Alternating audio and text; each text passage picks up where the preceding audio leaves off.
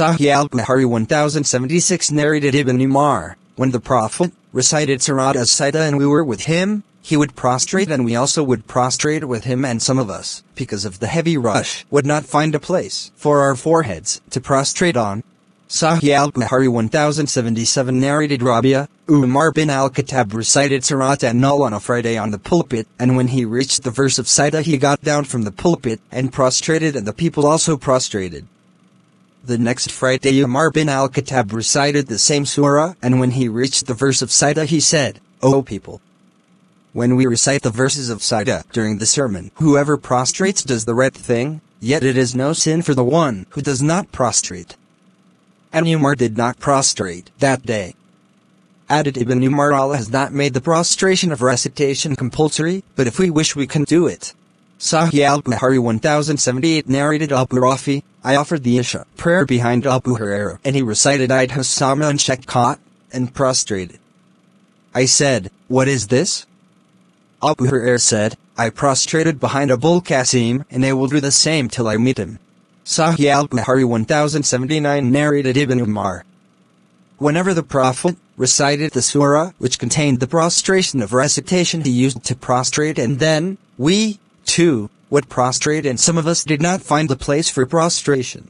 Sahih Al-Bukhari 1080 narrated Ibn Abbas, the Prophet once stayed for 19 days and prayed shortened prayers. So when we traveled and stayed for 19 days, we used to shorten the prayer, but if we traveled and stayed for a longer period, we used to offer the full prayer.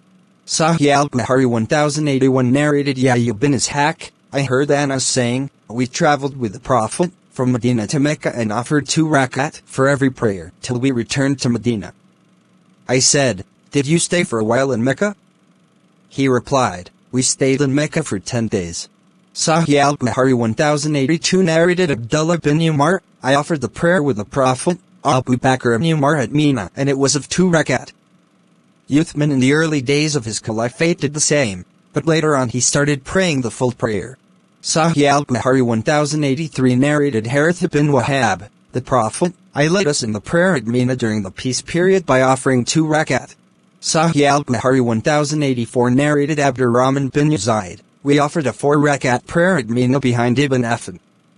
Abdullah bin Mas'ud was informed about it. He said sadly, truly to Allah we belong and truly to Him we shall return. And added, I prayed 2 rakat with Allah's Messenger at Mina, and similarly with Abu Bakr and with Umar during their caliphates. He further said, may I be lucky enough to have 2 of the 4 rakat accepted by Allah. Sahih Al-Bukhari 1085 narrated Ibn Abbas, the Prophet and his companions reached Mecca in the morning of the 4th Dhul-Hijjah reciting Talbiyah, O Allah. We are obedient to your orders, we respond to your call. Intending to perform Hajj. The Prophet ordered his companions to assume the ihram for Umrah instead of Hajj, accepting those who had Hadi sacrifice with them.